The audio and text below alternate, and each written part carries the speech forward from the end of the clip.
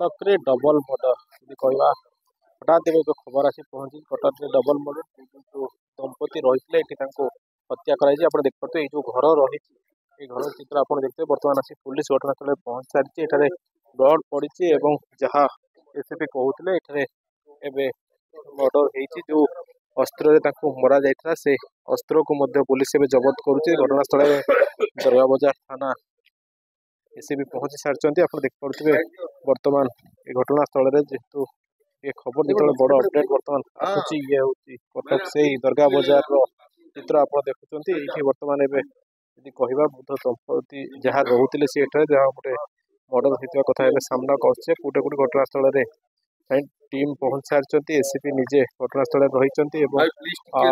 कहवा बर्तमान आंबुलांस आसी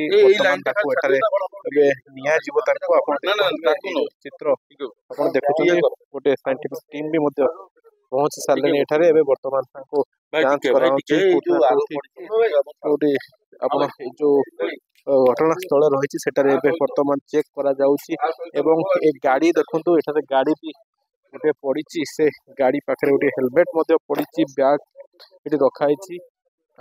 जो किए सी घटना घटेले आप देखिए ये जो ब्लड पड़ी कौटना कौटी 10-12 मीटर पर्यंत यह लंबी जहाँ गोटे अनुमान कौन रही जेहेतु स्पष्ट सूचना वर्तमान पर्यंत देना बर्तमान यदि कहवा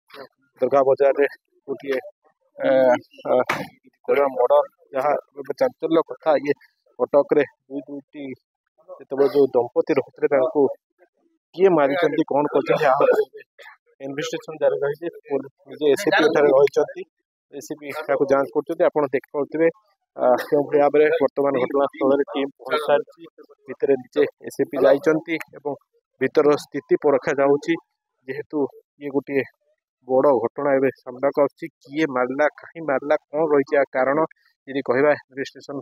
पर जना पड़ो कौटा कौटी ये जो घर रही ये हूँ दरगा बजार से दुर्गा घर पछपट एरिया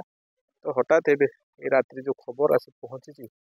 तो किए एभली घटना यहाँ कौन रही कारण स्पष्ट सूचना ए पर्यंत आसीनी जेहेतु घटनास्थल पहुंची सारे एसपी घटना को देखुं किए आर हत्याकारी किए आदि सामिल अच्छा एक कथा आगामी समय स्पष्ट कर कटक जितेंद्र प्रसाद NBC TV।